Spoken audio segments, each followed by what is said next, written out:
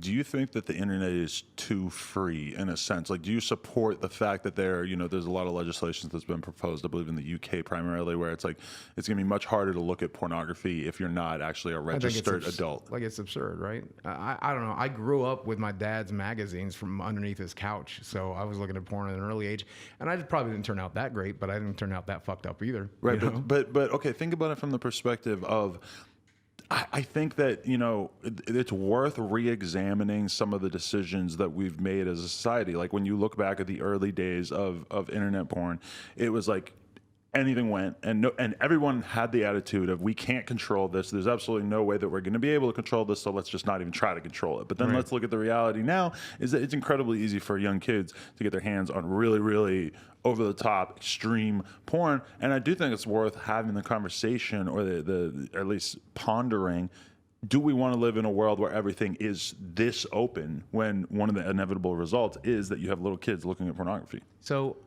number one, I don't have any kids myself, so I can't speak as a parent, but I can say that I think parental control is where all of that should really begin and almost end, right? Like, if you are not watching what your kid is watching, then you probably need to do a better job. No offense, right? I know there's people out there working 2 jobs. I know there's people out there who don't have barely enough time to spend with their kids. I understand that. Then don't buy them an iPad. Don't give them a phone. And if you can't control what your kid's watching, don't give them the devices.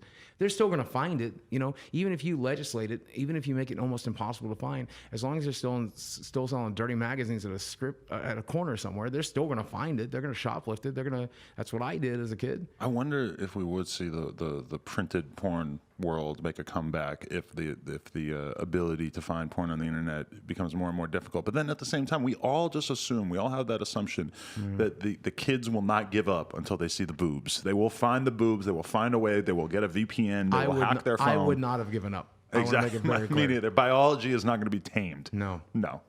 This is not happening. And I'll be entirely honest with you. I saw nothing too crazy hardcore. I saw Hustler magazine and stuff growing up. I saw Penetration, and I remember reading Hustler magazine when it had like a section on like weird fetishes, and amongst the fetishes, and I don't agree that this is a fetish, but it was in there, was like somebody getting transgender surgery, right? And like they explained the process of how they changed the penis into a vagina, and like I read that didn't mess me up. I don't have a problem with that. I read another one about people who like to eat, like very not comparable to trans people here, but it's also in the same magazine. Hustler was comparing them, not me, but like people who would eat each other's shit and play with each other's crap, right? That was the first thing I saw on the internet. I remember a friend of mine That's one of the first things I saw. He pulled me over and he showed me poopsex.com, and it was a girl eating a turd, and like all of a sudden my 12-year-old brain just became like, because when you go from like prior to that, the only like porn I had maybe seen was just regular sex in a magazine. My question is, if that's one of the first things you saw on the internet, are you into scat now? Did that affect you in like a way that you like want to eat people's poop or something? No, but I mean, I definitely do think that I felt it affecting me as a young person. Like, I felt the fact that I had just seen something that I was never going to be able to unsee. And it was really more of the fact that I saw it when I hadn't been prepared for it. Like, I had not had like any sort of like life experience that would have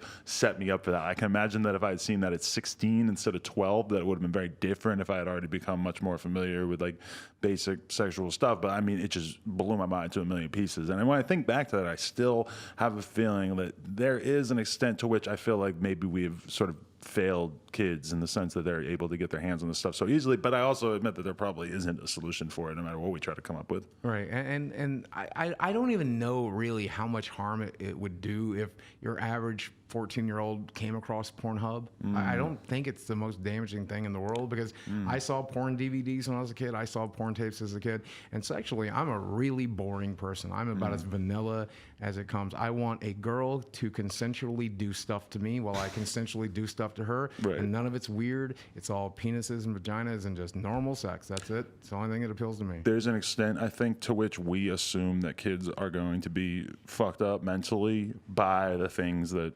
happen in their world, that maybe is not 100% true. And I know this is a strange comparison to make, but there's a rapper, Rico Reckless, who came in here one time, and he had his 8-year-old with him, and he's smoking blunts right in front of the kid. Like, it's just no big deal to him. It's nothing. And he does this all the time. And to me, it seems insane, because to my like, I don't have kids, but I was a 3 and a 5-year-old nephew that I have that live like 45 minutes away. See him all the time. I love them. I'm obsessed with them.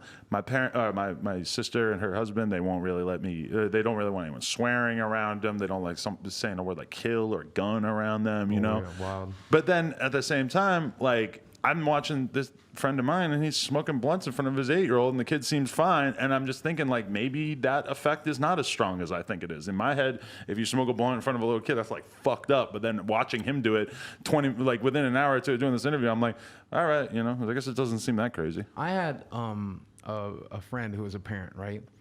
And when I was over for a pool party, their kid fell down, and the kid didn't cry. The kid just fell down, and then the mom went over and swooped her up, and she's like, "Euro, let's have some fun." That just changed the topic, right? And later on, I asked her about that. I was like, "Your kid is tough," and she goes, "No. My kid, the first time she fell down, she cried, right? Because I panicked. I freaked out. And so that affected my kid because she thinks something's wrong. But I read in a parenting book that I shouldn't freak out. I should act like it's perfectly normal to take a fall because then it becomes perfectly normal." Right. And so what I'm getting at here is I wonder how much of it is our overreaction to what kids are seeing that fucks up a kid, right? Definitely. You know? Yeah, I had that experience one time. I see my nephew. He was running in the mall. He runs right into this trash can. Boom! Bangs his head on it super hard. And he falls down, and he wasn't crying. But I saw him like nervously look up at his mom as if to say, like, should I be crying? Like, because her reaction, the look in her eyes was like, are you okay? Like, it seemed like in that moment that he could have potentially had a concussion. Right, it's very right. easy to forget that little kids can like go through whatever and they just survive it. Yeah, I don't know. The human experience is really weird, and I feel like we are too guarded, and I feel like we're too, you know. Don't get me wrong. When we talk about pure freedom of speech, there's people out there who really abuse that and do some really terrible shit. Less than 6 weeks ago, on the Capitol steps of my home state of Little Rock, we had white supremacists counter-protesting a thing on shouting 7 million more in reference to the Holocaust, man. I mean, like, there's people out there who abuse free speech. There's people out there who abuse their freedoms, but, like, isn't that the price of freedom? Like, you know, now we can shout those fuckers down, right? Like, fuck those guys. Let's get up there and let's counter-protest the counter-protest. Let's put them, you know. But then on the contrary, now we have, like, today, a shitload of different conservative voices, including Louis Farrakhan, for some reason. We're all banned from Instagram and Facebook. Oh, yeah. And, I mean, nobody on the list of people that they banned is as extreme as the people that you're describing there, marching and chanting about how they want more dead Jews. You know, Milo Yiannopoulos, the worst thing he ever says is not as bad as that. And meanwhile, they're banned from all these social networking platforms. Can you justify that in your head? No, like when Alex Jones got banned from like YouTube, I kind of said I got it, and I made a video saying I got it because he was like openly harassing like you know, the parents of Sandy Hook and stuff, and like that's what they said they banned them for, and that's why they banned them. No one should be allowed to name and harass the parents of Sandy Hook. They're not public figures, man. They're living private lives. Leave them alone. If they become public figures, maybe. But even then, I hate that we rip public figures a new asshole and say they just deserve it because they're in the public eye. That sucks, right? But whatever.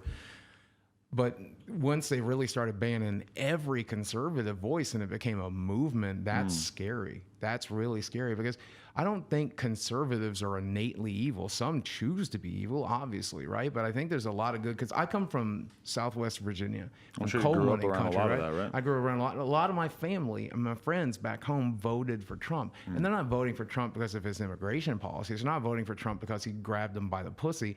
They're voting for Trump because he said, we'll open the coal mines again. We'll give you guys jobs again. And they're going to vote for him a second time in the hopes that he'll be able to do it. And they truly believe the Democrats are not letting him go back to coal, you know, because they don't really understand. They don't, and that's what Trump is telling them. They're not bad people. They're just conservatives. I don't think you're innately evil for being a conservative. I don't think you need your voice squelched just because you're conservative. I don't like Trump any more than anybody else. I'm not a Trump fan. I don't think he's a great person.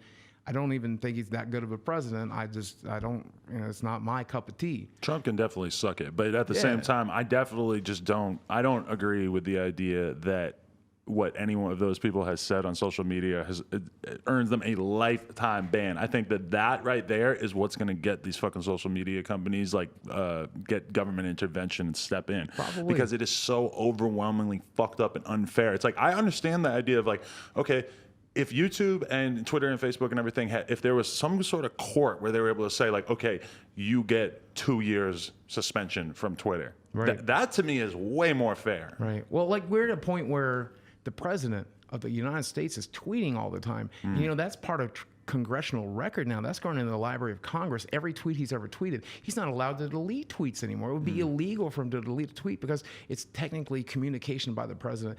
And we're at a point where Twitter is so important. And it's fascinating that people can get that taken away from them. And don't get me wrong, I advocate if you have Twitter at home, stop using it. It's bad. It's a bad experience, and I don't think you should have to put that on yourself. Have you had to limit your usage a lot? Oh, absolutely. Absolutely. I actually recently just went on a huge banning spree because I got tired of like hearing the same asshole saying the same stuff. And I was like, I don't want to give him that little badge of honor of like, oh, I got blocked by the cook or whatever.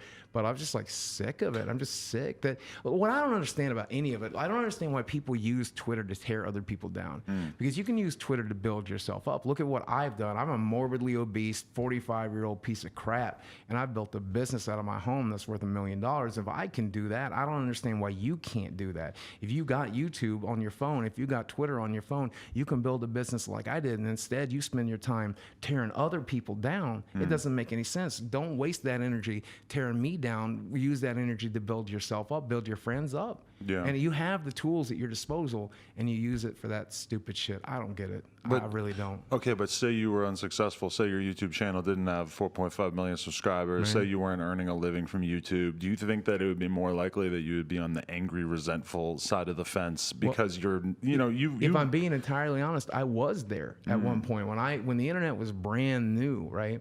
I would play this mud out of Texas A&M, but when the web was brand new, and I discovered forums and all this stuff, yeah, I was angry, and I would post on the earliest days of 4chan. And I would go to Christian message boards because I was jealous of people who still had the religion because I wanted to have that. I wanted that comfort. I missed the comfort of believing in God. And I would post like anti-Christian messages on these Christian forums, and I would post like pictures of Tub Girl. Don't Google that if you ain't seen it. No, Google it. It's fire. Yeah, Tub Girl. And I was an angry, hurt person. But even in my angriest and even in my hurt, I never tried to ruin a career. Even in my angriest, even my worst, I didn't try to destroy somebody's life. I didn't swat somebody. I don't understand that. That's the part insane, that I don't get. Like, because here's the thing. Like, I've got swatted 10 times in the last 2 years now. Where the cops actually came into your home? The cops come into my house and do they mostly do like suicide checks for me because, I've made videos talking about being suicidal, right? Right. And they'll always tell the cop, he's got a gun, so you need to be careful because he's got a gun. And that means the cop is going to show up with his gun drawn, ready to go, right? So I answer the door to a cop with a loaded gun. And I get it. It's no big loss if I get shot because I'm dead. I can't lose myself. I'm gone. I'm in hell or heaven or in probably the abyss, right? I don't lose anything, but that cop has to live the rest of his life as the guy who shot a YouTuber, right? And goes famous for it. And we've seen this recently with that one kid who got sentenced to 20 years or some shit like that because he called in a swatting attack and the cop ended up killing the dude. Exactly right. And I do believe by the way. I do believe some of the people that have called have been like genuinely concerned because I said something on stream or something like that, right? But most of the time, I think it's just these same shitheads over and over again. And so it's now finally gotten to the point where the cops just call me and they're like, "Hey, Boogie, are you feeling okay today?" And I'm like, "I'm getting on a plane in an hour." Right.